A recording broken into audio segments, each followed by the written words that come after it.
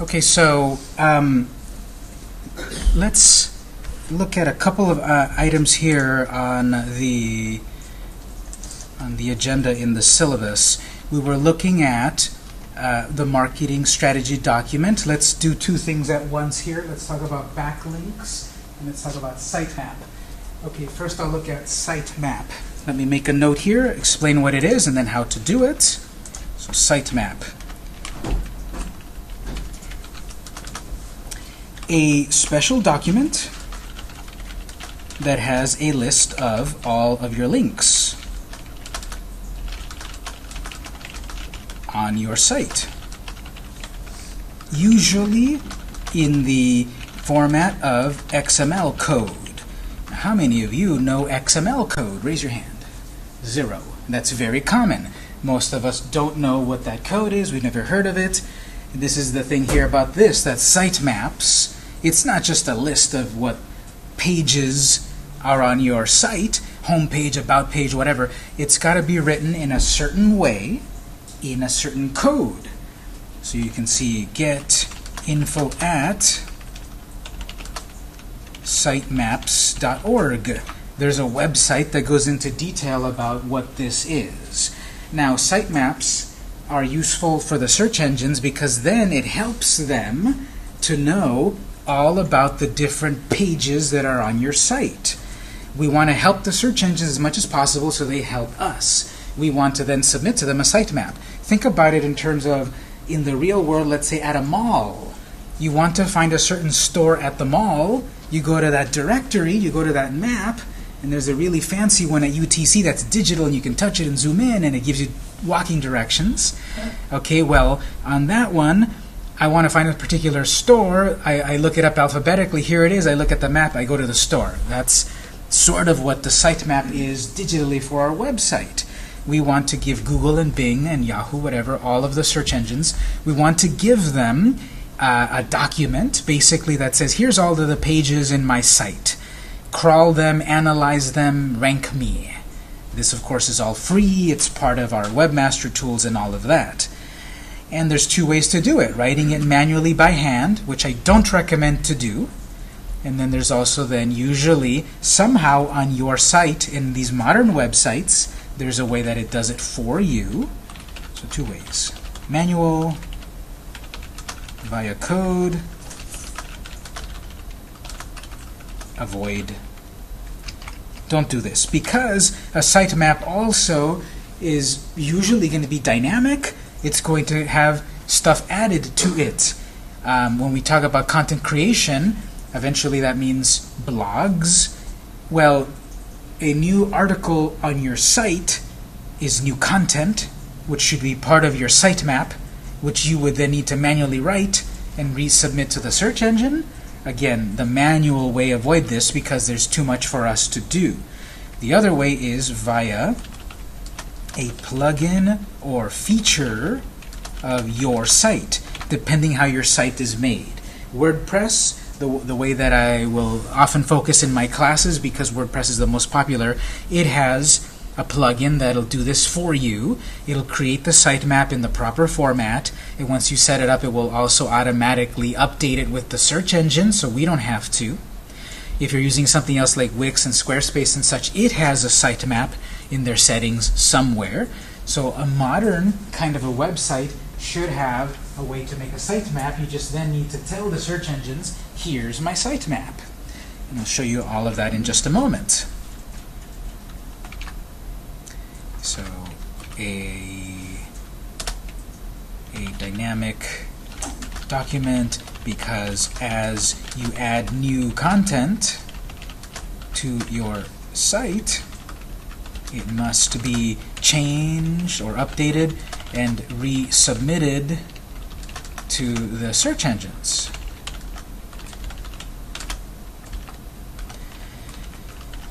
You often do it the first, you often submit a sitemap the first time you set up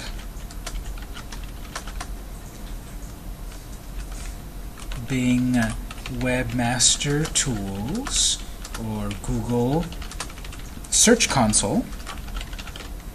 This is not something you set up in Google Analytics. You set this up in Google Search Console, so a different screen. If you're doing also the Bing Webmaster Tools, it's all integrated. Their analytics thing and their webmaster and their sitemap thing and all of that, it's all together in one login. Bing has it all consolidated in one. For Google, you have to do one thing on one place and one thing on another. You often submit it the first time you set up, but if you cannot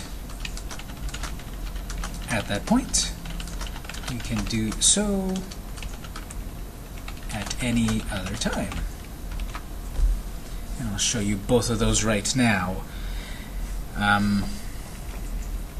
So this link that I had here, sitemaps.org, it's very technical. I put it in there just if you want to go look it up, but you're usually not really going to do anything there. It's very technical. So, oops. Sitemaps.org. It says, what is it? How does it work? Frequently asked questions. So again, you're going to have to write specific code. Don't bother with this. This is way too technical, and it's too much setup for the average user. So let me show you here an example. Here's a website that I have. This is for one of my hobbies. This is one of my websites, not a client, but I have a blog here for my various hobbies. And it's WordPress. So if you have a WordPress site, this should look somewhat familiar. If you've got a different kind of site during the labs, we can look at your site to see what how it's set up. And I'm going to have a deeper discussion later about more about WordPress, but just for today I'm going to make a note here. There is a WordPress plugin called Jetpack, which gives you a lot of features, like SEO features on your site. So making some notes here. If you have a WordPress website, a WordPress-powered website, because there's many ways to make a website, they're all valid. Plain HTML, Dreamweaver, Wix, Squarespace, they're all valid. I just can only show you WordPress because I don't have access to all those other kinds of sites. If you have a WordPress-powered site, there are a variety of plugins that will give you more features.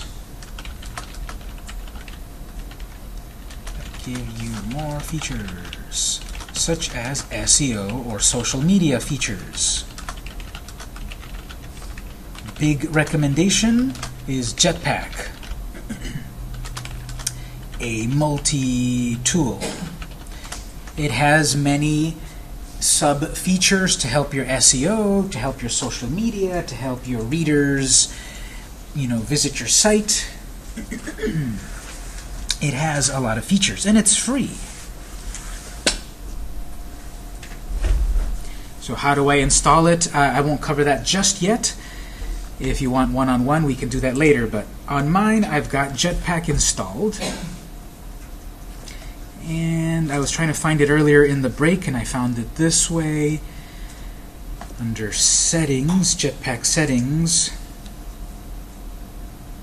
So there's a lot of sub-settings, a lot of sub-things. Monitor your site. There's all of this stuff. And I'll put it in the notes here under Settings. Settings Traffic. Oh, there's the upgrade button. Yeah, definitely. Yeah. It's going to be oftentimes very visible. Don't forget to upgrade. I don't know the price at the moment, but the free version of all of these plugins work very well, and then the paid version have extra features, but you can usually do very well with the free versions. So scrolling down, where did I see it? Sitemaps right here. So sitemaps are files that search engines like Google or Bing use to index or analyze your site. They can help improve your rankings. When you enable this, Jetpack will create sitemaps for you and update automatically when the content changes. So I have it, of course, activated right here, and I have this special file, vmcampus.com/blog/sitemap.xml, and this other one, and it says Jetpack's doing it for you automatically. It's automatically sending this to the search engines. So in the old days when I've taught this class for maybe 5 years now, And in the old days, it was a lot harder to do, especially with a non-WordPress site. Now, when you've got this, just turn on this check mark, and it's already helping you. Let's see, can we kind of look at it like this? So this document, it's automatically generated, and it has a list of, right here, 43 different pages on my site, and these are being analyzed and categorized, cataloged, and sent over to the search engines so that it can know all of the pages on my site. It can analyze everything and help rank me based on keywords and everything. And ultimately, behind the scenes, well, it doesn't look very impressive here, but ultimately behind the scenes, it's a big old file full of code that the average person can't write. And even I, that have had experience in web design since 2001, and thinking about that, that was nearly 20 years ago, I wouldn't try this. I wouldn't make a search sitemap. It's way too complicated. So there's plugins that do it. Yes? What text is that? The little brackets and stuff? I've seen that before. I used it before. There's a name for this? Yes, just like I have listed over here, that this is XML code. What's the other one? The other one is HTML. That's it. Yep, so HTML code is more commonly viewed like this right here. So yep, this is what my website looks behind the scenes code. Right. So this is what most websites are made out of, HTML code. The sitemap is an XML type of code document. There was a class here, I would say maybe 12 years ago, that the lady was teaching us to copy the code from a page and use it for our website. You know. That's a good learning technique. If you never have worked with any of these codes, that's a way to learn, sure. And we still offer classes in web design, so you might check the catalog and see what the more modern ways to do it are. So it's all about learning. It's all about learning. So Yes. copying is a way to learn. I wouldn't copy someone else's code and use it for my main e-commerce website, but it's a way to learn this and then apply it. So I'm noting here Jetpack. So once it's installed, find your sitemap this way. In the dashboard, in the Jetpack screen, in settings, in traffic, there'll be a setting there for sitemap. Now, this is all in a WordPress environment that you've talked about. Yes. Like people like me that I have not moved to WordPress yet. That I have, I don't know if you want to, photographer's website from the old days that Yeah. just has a whole bunch of pictures and some text. I don't quite have an answer for that, except that maybe you have to go over to the sitemaps.org website and look at how to create your own one manually over here in the frequently asked questions. This will tell you how to do it with a classic type of website. And for the longer term, eventually maybe get into one of the newer types of websites as well and transfer your data over, because it'll help you so much as well. But for the short term, I would go to sitemaps.org and see how to do one manually. Now, I guess the trend for searchability is that a nicely managed, WordPress that you keep adding on to, like we were talking about last week, that they keep adding all these photos to the site. That's kind of like the new trend, is to be able to... It's a website, a modern website with content. So however you create it, it doesn't have to be WordPress, it could be Wix, it could be just classic HTML, but that it's updated, that it's not stagnant. So that's what the search engines are looking for nowadays.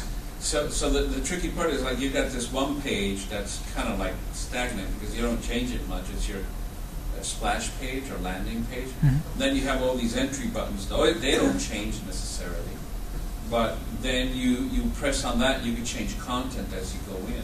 Yeah, in the deeper parts of the website, it's just any content that changes. Maybe your homepage doesn't change that often, no problem. But you've got other content you might want to change. Who are your latest clients? What's your latest portfolio? What's did you write a blog post, the how-to tips and such? We'll cover those things. But yes, it's about your website changing and not being stagnant. Question? Do we add the plugin through going to Jetpack, or I never added a plugin. Usually, the web developer do that already. Yeah. Oh, okay. If you have access to your full WordPress dashboard, sometimes not everyone has full access because they give different sorts of levels so that you don't break things. But basically, plugins add new, Okay. and then you would add it there. And it's a few more steps, but the starting point is going to plugins and then add new. Okay. Do you think someone like us in here could do that? Or Yes, it is. If you have the ability to add plugins, Yeah. it should be doable, and it'll just be several steps. And nowadays, it's way better than before because it really walks you through it, and it says Okay. do this, do this, do that, and then you'll have that feature. I was just looking at another plugin with another student a moment ago, and when I did it a few years ago, it was kind of like, here it is, do it yourself. But now on the latest versions, it is much more guided, which is great. Good. So I've got this special document. It's on my website. What do I do with it? Well, the second part of it, the first part is I need to have the sitemap created on my site. The second part of it is to add it to the right search engine. So on our notes here, so we have step 1, add the plugin or sitemap file to your site. And step 2, submit it to the search engine. So let me write here, we want specifically Google Search Console, not Google Analytics.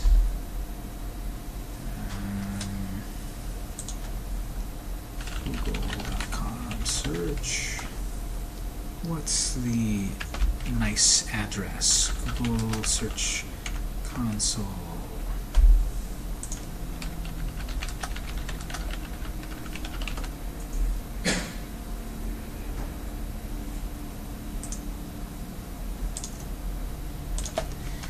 Okay, so Google Search Console.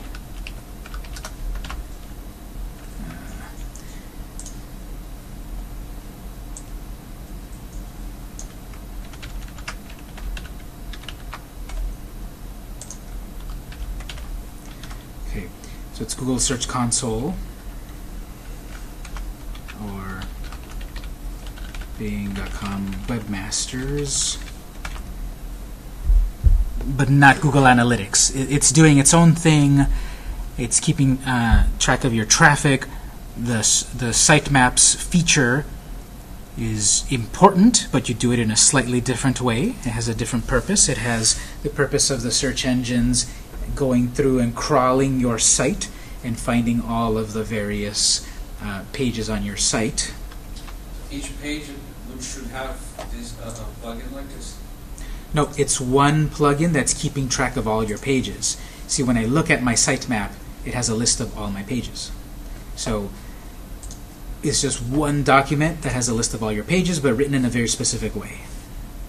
But if we use Jet, we don't have to go to the Google Search Console, right? Even though it says it's automatically sending, I would still here in the Search Console. Okay.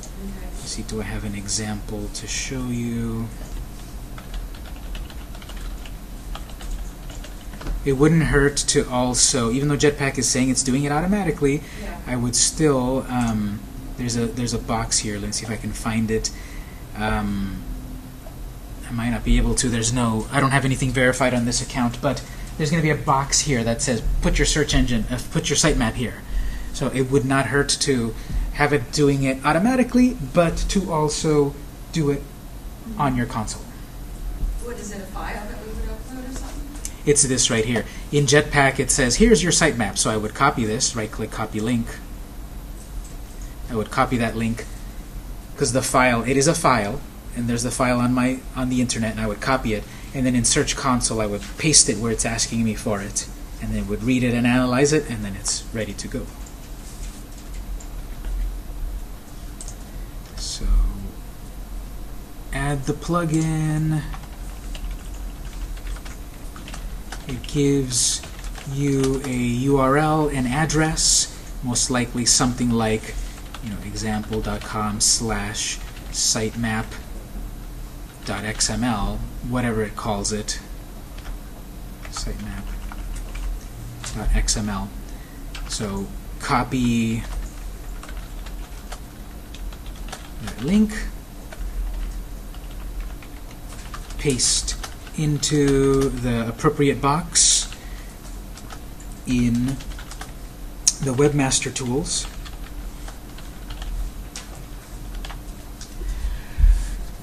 And then it'll start to analyze your site.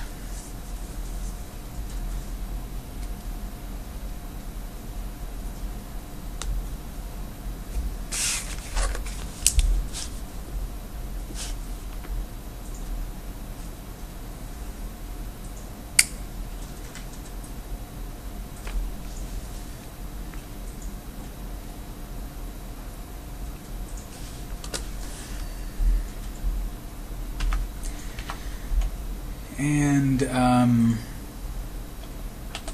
that's one of the things to do regarding SEO. It's to make it easier on the search engines to analyze your site, give it the sitemap. Once you set it up one time, like it says here, now it's automatic. Whenever you add a new page, if I go to post and add a new post, it will add itself to the sitemap, and then my site, Jetpack, will automatically update it on Google Search Console and Bing and everything, and then it'll help my site get found. Okay, so that was kind of it for sitemap. We'll move on to the next ones. But other questions about the sitemap? It's sort of like set it and forget it. Once you set it up one time, all you have to do is create content, and it'll update itself, submit itself, and it'll help you. Okay, backlinks.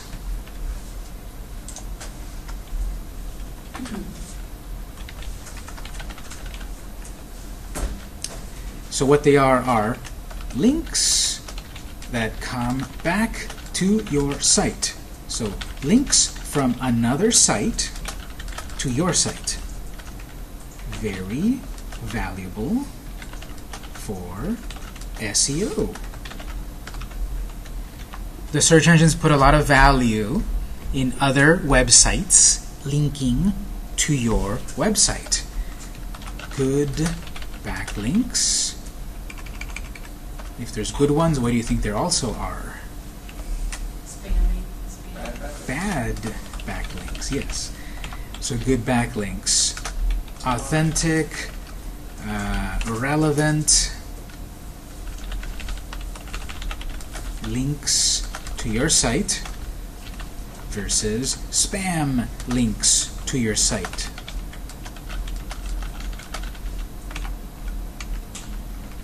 These, unfortunately, are easy to get. Spammers are constantly trying to game the system by linking to different websites, by keyword stuffing, by doing all of these negative techniques.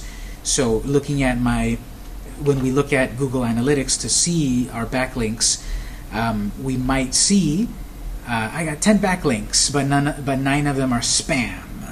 Okay, well, we want to deal with good, and we want to deal with bad backlinks.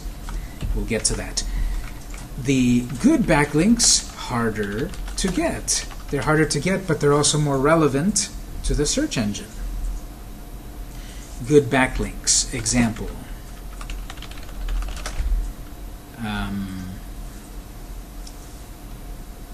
So I use this example, browneyedbaker.com, linking to victorsbakery.com. Okay, this website, Brown Eyed Baker, it's a real website. It's a blog about cooking. There's a bunch of recipes. We'll look at it in a moment. But that website, it's a big website. It's all about cooking, baking, and all of that. If I get a link coming from their site to my site, that's really good. A big name website linking to me, a website that's not so big name yet. The search engines analyze all of this stuff, they track all of this stuff, and they see, oh, this big, important, relevant website is linking to this other website. That other website must have some value. Let's analyze them further, maybe rank them better. versus spam, where we have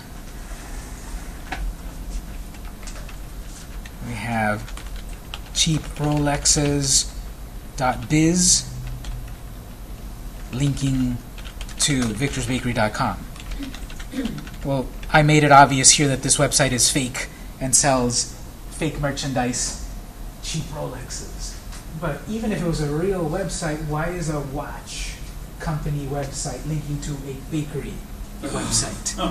So the search engines will see, well, there's something wrong there or shady there and not value that, maybe devalue you, maybe derank you. So there's bad backlinks and good backlinks. Something cheap gold. What about the sites that are like act as directories? Like if you type in plumber, there's sites that list all different plumbers. Okay, I directory don't know what they're called. directory websites are an interesting case because those can easily fall into the spam section versus a good one like Yelp. You know, these established ones, Yelp or Kudzu, or what are these other ones that are good, like Nextdoor and such. There's some websites that are big and relevant and real, that are real listing sites, but there's so many more that are just fake, that are like goodplumbers.com. Just by that name, maybe it's real, maybe it's not, but by the analysis that we will do in a moment, we will determine what's good, what's bad. Okay. But you'll often be able to tell right away just by its name if it's good or bad, and if it's bad, it might be hurting you, and therefore we need to deal with it, which we'll talk about. Okay, we can see them on the Google Mhm. console. On the Google Analytics. Well, on both actually, but Google Analytics is more detailed. We'll see that in a moment here. Yes. It's just like everything.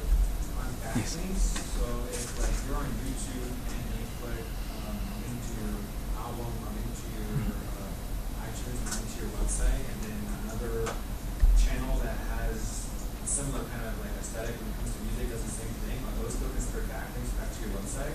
Description posts?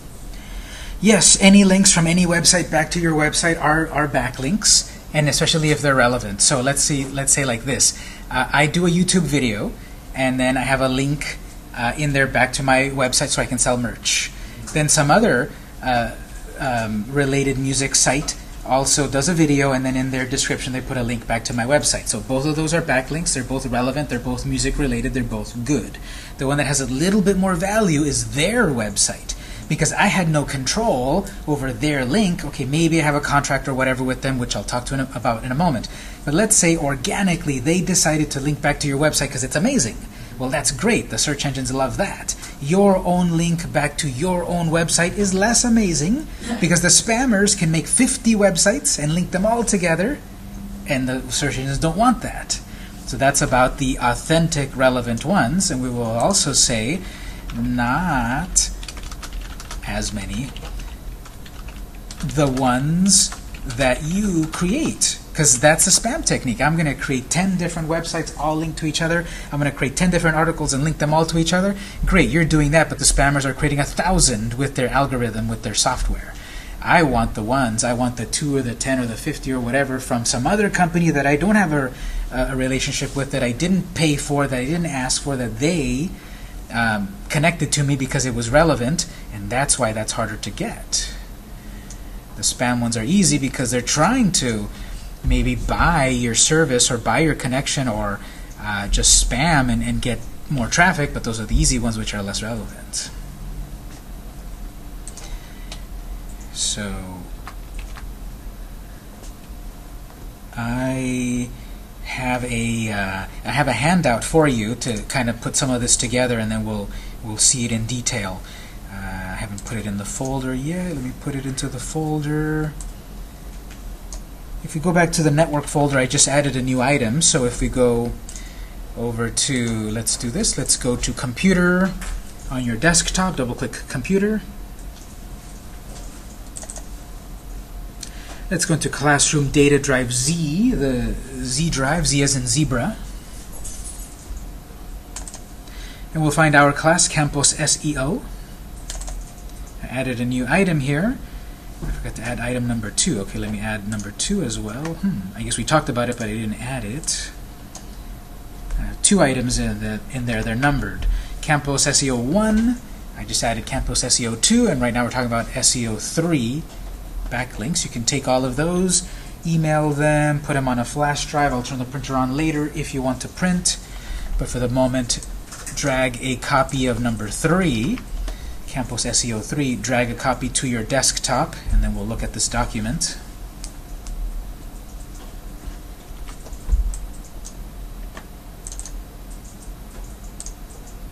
Backlinks strategy.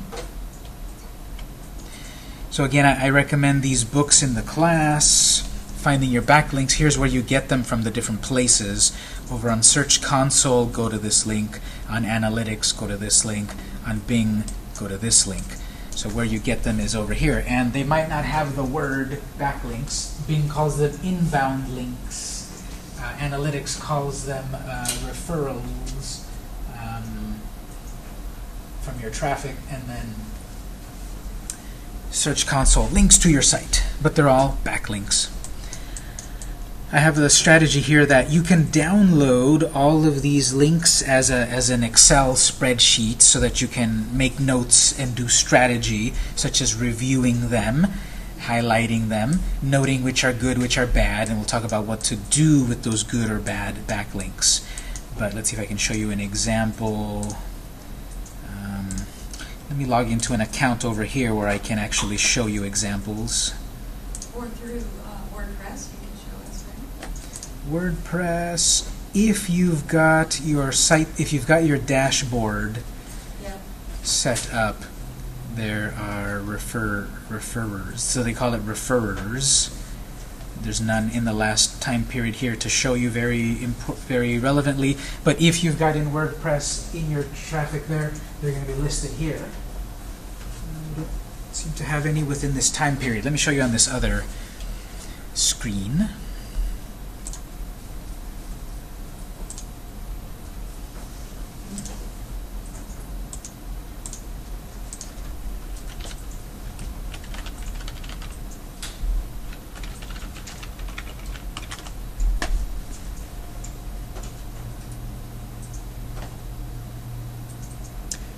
Okay, so on this other account where I do have stuff set up, let's see if I can show you some examples.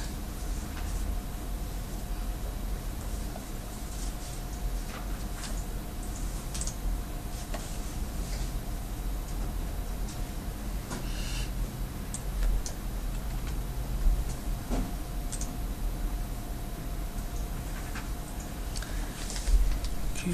Just a moment. This we change this all the time.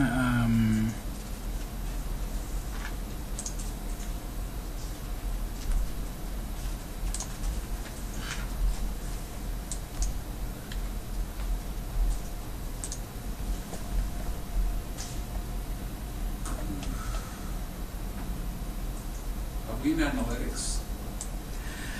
No, it's just that the Search Console nowadays looks more like Analytics as well. They changed it, so I need to orient myself. They've also changed it It does recently. say links on the left.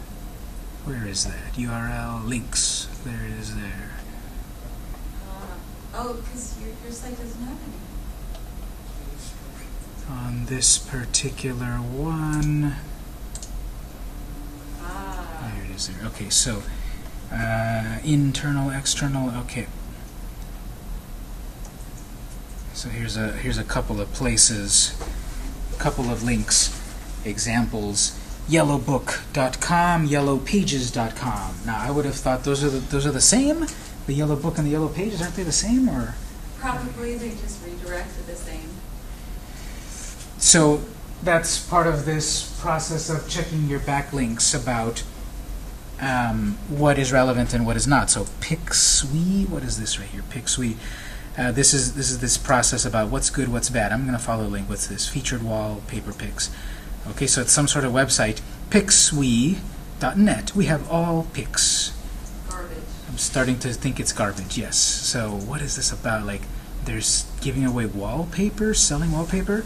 This makes it seem like it's capturing graphics from our site and putting it there without compensation. So this seems to be some sort of fake spam website. Are you on the Mexican food? Yeah. Oh, it's definitely Spanish. Yeah, it doesn't relate to, this is just some sort of collection of graphics that are borrowed from all over the internet. Seems pretty fake. Yeah, they have 9 likes. So this is the process that I've got here. Okay, I can start to download this stuff if I want to, or I could just do it on the website over here. But one thing that we do for clients is we do once a month, we log into all of these various screens, we download and make a collection of what it's telling us that these are your things. So you've got a download button. Within Excel or whatever other editor that we want, then we're making these notes. Like we've got all of these links here. So I'm going to highlight actually from over. This target pages is where they're linking to, right? Yes. But you can go deeper. Yes, the screen a moment ago, this is where it's linking to. I can then go in deeper to see this particular page on my site. These are the things that are linking to it. So there's the picswe.com pig food and tradition. So that's the page on their website that is linking to our website. So this is what I want to download.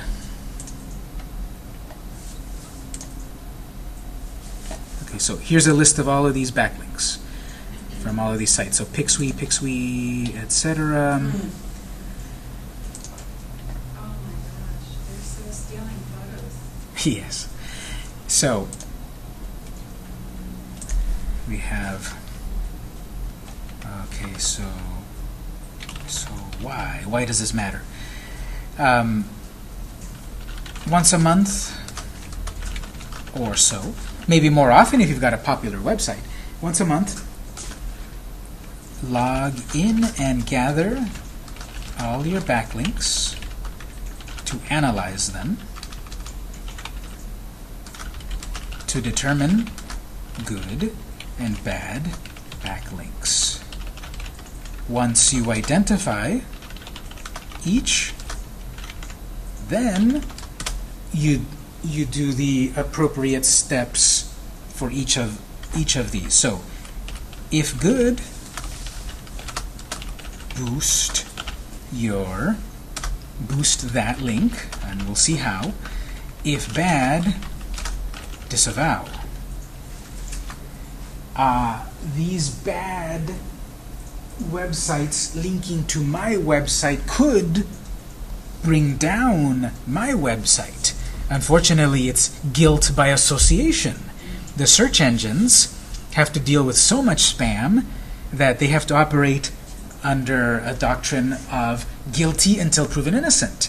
If you seem to be using spam tactics, if you seem to be cavorting with bad websites, spam websites, the search engines will say that's a spam website, and then they will demote you. They will put you on page 12 or 200 or whatever.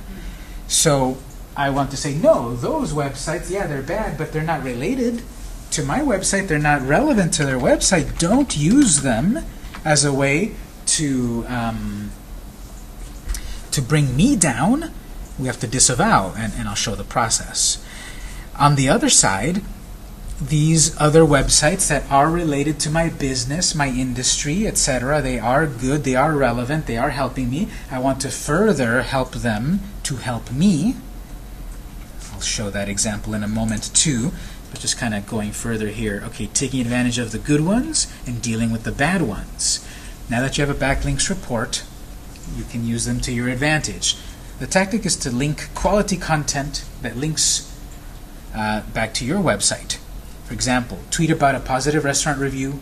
On Facebook, post a link about a blog post about your product. The more good content that is pointed to your site that links to you, the more your SEO rank could increase. It is work, it is effort, but of course all of this is work and effort that comes back to you. So, if I identify, let's just say one of these PixMe links is good. They don't really look like they're real.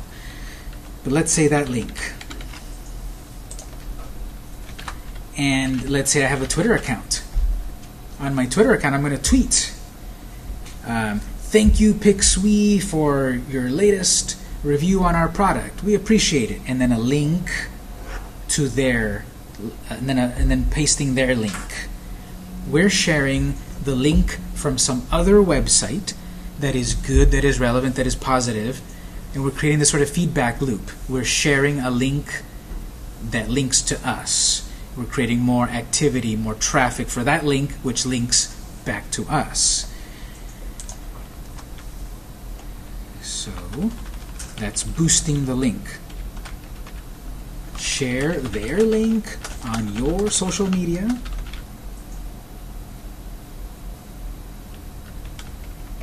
Your current followers will see it, could follow it, could increase their traffic, which increases your traffic.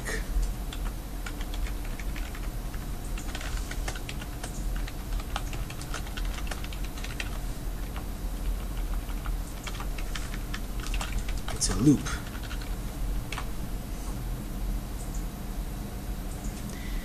So because it's about content, constantly creating content for the search engines to find, I'm going to create something new, a post or a graphic or an article or something that links to some other thing that is positive about my site. I'm driving traffic to that site, but that's driving traffic back to my website. So traffic on top of traffic. A loop.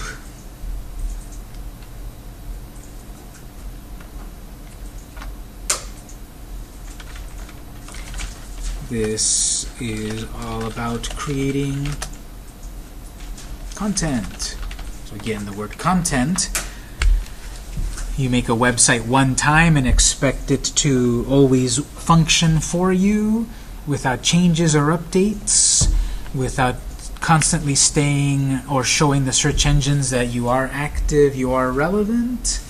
No, you are going to be active, you're going to create content, you're going to publish and republish and share. And maybe I run out of stuff, maybe I run out of original content. I can borrow other people's content. If it helps them, it's helping you.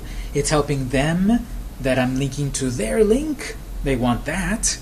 And then that's linking back to my site. So example, tweet. Thank you, PixWe, for a great review. So then this is for all of our followers. If you want more great reviews, I'm just making it up completely. PixWe is not about that at all, but if it was a real site. If you want more great reviews on baking,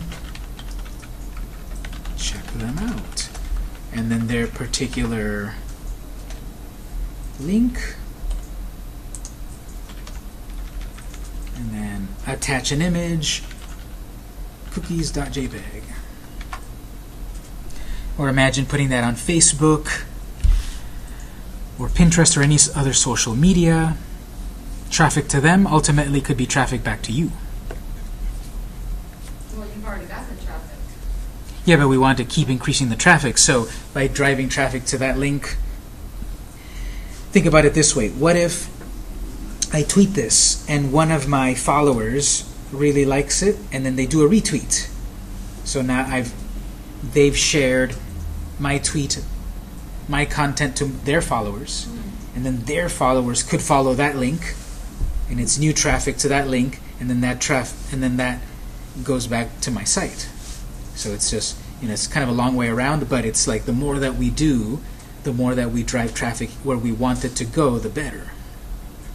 Why do you think that this company is linking to? It's one of these spam sites, one of these directory sites. It's a graphic site, but it's one of these directory spam sites we talked about. That there's all of these fly-by-night organizations that are trying to muscle in on an idea and just get traffic. Because ultimately, I didn't look at it too deeply, but I'm sure it had ads, right? All of these companies are making money off of their ads. Well, that was my question, like what benefit do they gain by linking to a small Mexican restaurant in San Diego?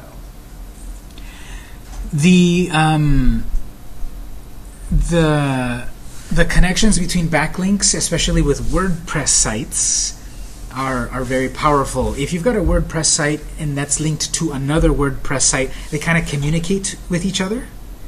And so you're getting some amount of traffic, at least that other website linking to my website. In my WordPress dashboard, it's going to show the links of the various backlinks. So I might click on that, what's this website? And I went to it. Like right now, I clicked on it, like, what is this website? They got some traffic. So there is no relevant, they're just trying to find websites out there in the world to link to. They don't care what they link to, they're just trying to link because they're trying to get traffic. Because then they have ads or whatever other money-making traffic techniques they have until they get discovered or shut down or blocked and so forth.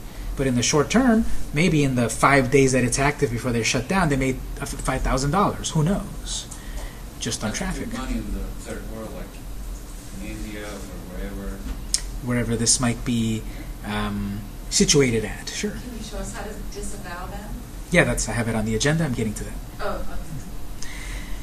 So, I assume you will. so this is the good aspect of it. You want to boost. You want to promote the good stuff so it helps you. Okay, the disavow part, that might be very relevant to submit to the search engines the bad links so that they stop mattering. It's not going to block the link back to your site, but it'll stop mattering. It'll stop showing it up in the analytics. It'll stop hurting, maybe helping, but usually hurting your rankings. It's like, this website is completely irrelevant. I don't want it to be showing up here anymore or be relevant anymore. I don't want it to be part of my own traffic and such. So in my document here, bad backlinks. So Bing and Google have a way. Bing, when you go to the Bing dashboard, there's going to be a button, disavow links. You just copy and paste the link here, submit it, and then they'll take care of it where that traffic doesn't hurt you anymore. Google is a little bit different. I've got a direct link right here. This is kind of a powerful thing, so they don't have like a very easy direct way to get to it, because what if you accidentally disavow a real and relevant website? You just said cut off traffic or cut off the relevance of a real website, and now that's going to hurt me. So they make it that you kind of have to go to it kind of like through the back door, but I have the link in there. Let me see.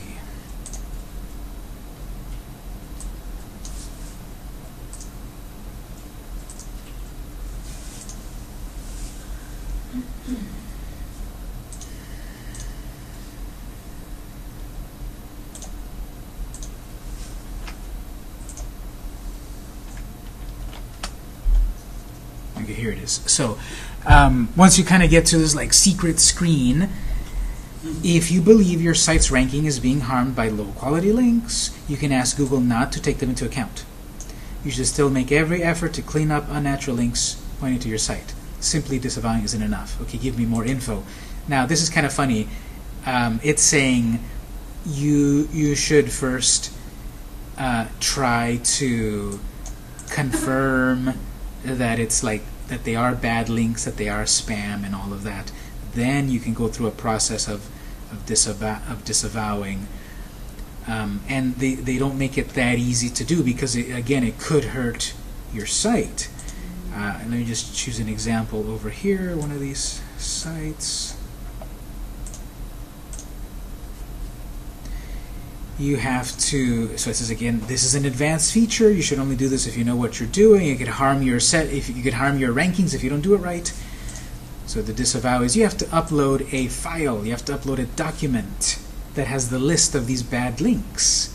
So again, they don't quite make it that easy because it's kind of powerful. So on this other screen about more info, I'll put it in the notes. This is what you need to do. You need to create a simple text file that has the names of the links, either individual pages or most likely a whole domain. So I would not waste my time with copying all 33 of these. They're all coming from picswe.com. Oh my God. I would just You will hit the domain. hit the domain right here, domain:picswe.com. Which is funny because when you actually go to the website, it's picswe.net. So I would put both of those in the document. So in just like a plain old notepad document, right here, so following their recommendation, let me put it over here. Disavowing in Google is a very advanced thing. Bad backlinks in Google is very powerful. Be careful.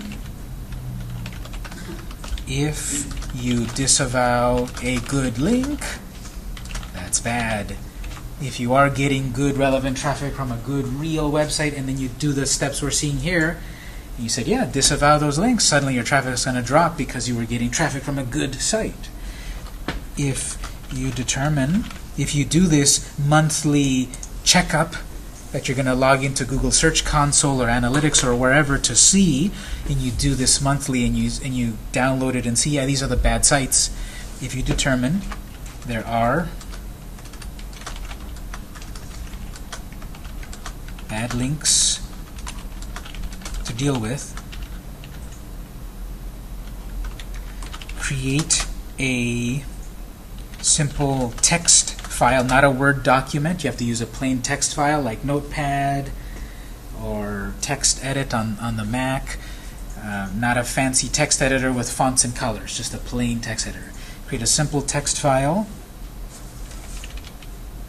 based on the syntax Google gives you. So the pound sign,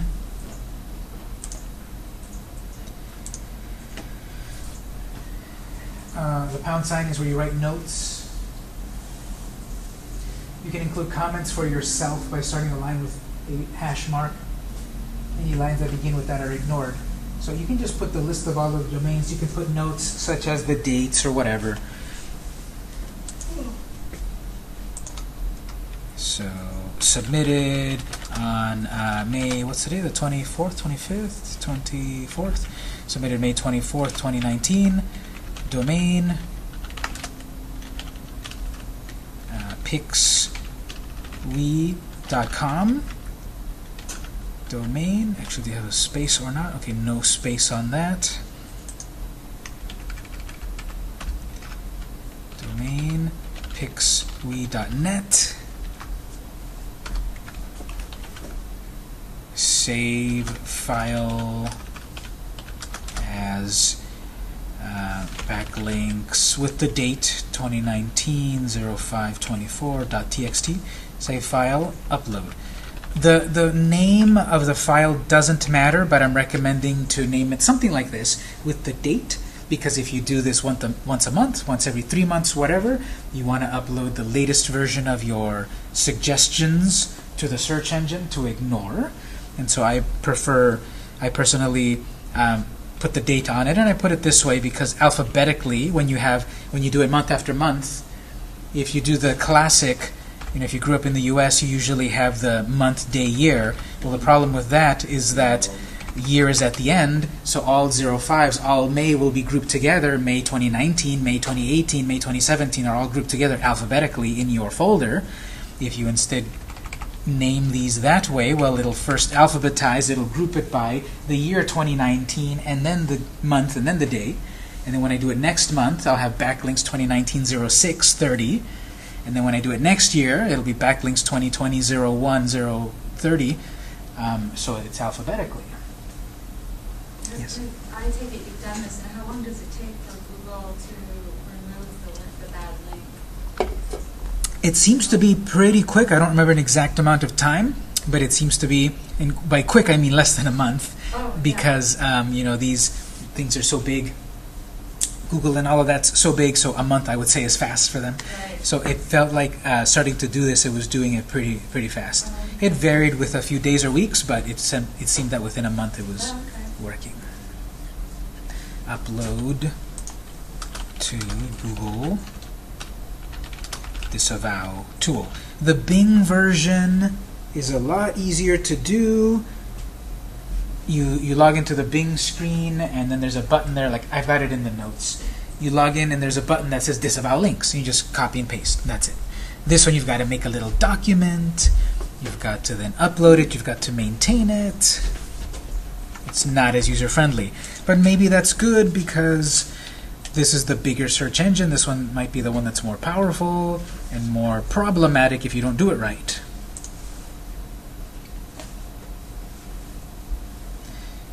So that was over here. I've got multiple sites to deal with, but if I've got a particular one, I disavow, and then I disavow and choose my file. I think you were going to give us the URL of that page right there. Yes, I thought I did, but if not, let me do that again. Disavow. Okay, yes, here we go. So we'll say here.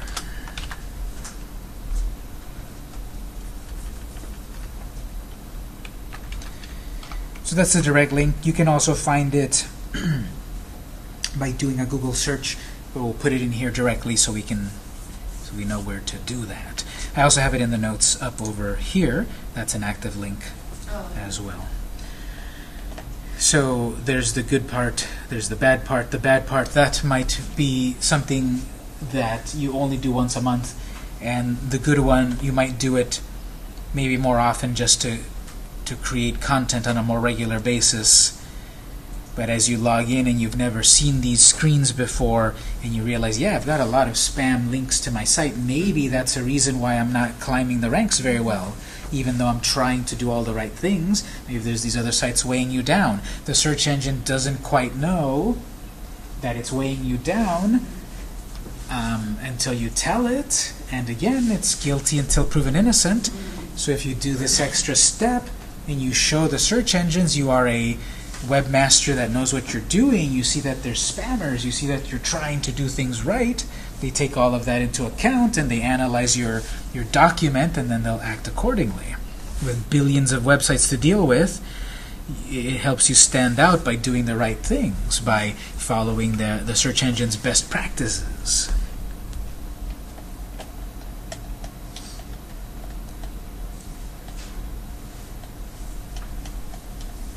Yes. Could you give us a little more insight into like Mexican restaurant things, like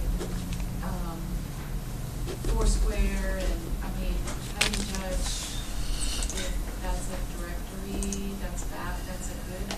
Yeah, this unfortunately is some of the research that you do a little bit. Now you get a good understanding of it as you look at it week after week, month after month. You will see these things, but let's look at an example right here.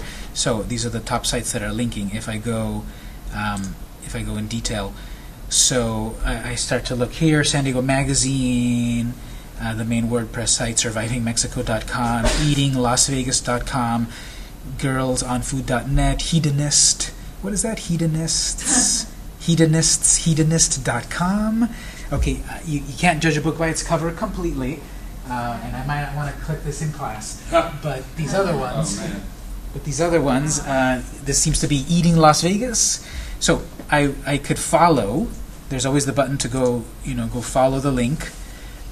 That's one of the ways that you determine if this is relevant or not. So let's see. This is going to this site. This seems to be, let's see, about by hotel. Are we due for a small break? Yes, right after this thought here, we'll take a break. So is somewhere on that page, you're Well- listed or you're linked, or both? it's linked. On this top level right here, if I follow the link, it'll just take me to the home page. But going deeper into the, this is kind of odd here. Be careful. If you click on that button right there, it'll take you to the website. But if you click on it here, it'll take you deeper into your data to show you that that website is linking specifically to this page on my site. Then if you click on that, that takes you deeper also to go back to, on their website, these are the specific pages that are linking to that page on your site. So that's one. If I follow that one over here, somewhere on this particular screen will be the link somewhere back to that client. Let's see, can I find it?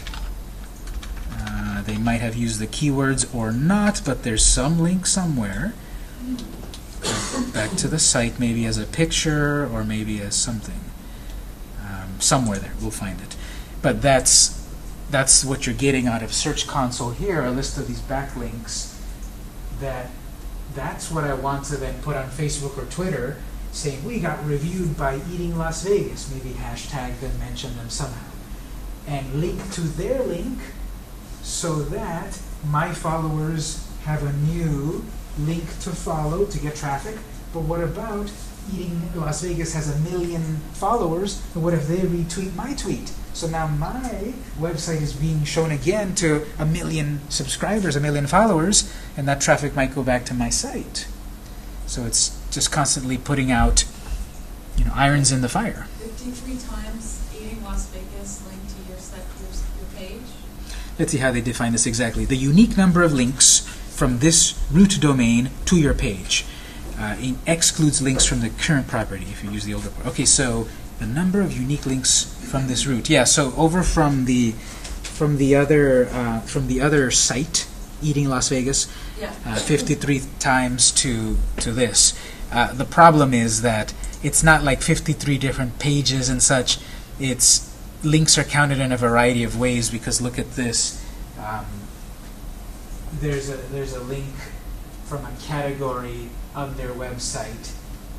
There's a page 8. So it's it's too much. It's like not all of Not these. as good as it sounds, right? But definitely the first one should be the most relevant one. Yes. Are the backlinks considered like the alt text of a photo and make it back to someone's website? In alt text of a photo, that usually does not have an active link to go back. Alt text should just be a description of what the photo is. So my website name or whatever could be in their alt text, but that's not an active link. Okay. Just for example, just for relevancy, I have a blog where you can make a photo a link to another, like a hyper URL. Okay, so that if it is a hyperlink, if this is an active clickable link back to my site, yes, that does count. But if we talk about the concept of an alt text, which is a description, and it's not an actual link. But yeah, if a graphic is a link, that's a backlink too. Okay, cool. Okay, so let's take one more break and then we'll continue. But here we're seeing these concepts of the values of backlinks. It's 12:10. We'll take a break until 12:20, and then we'll go on.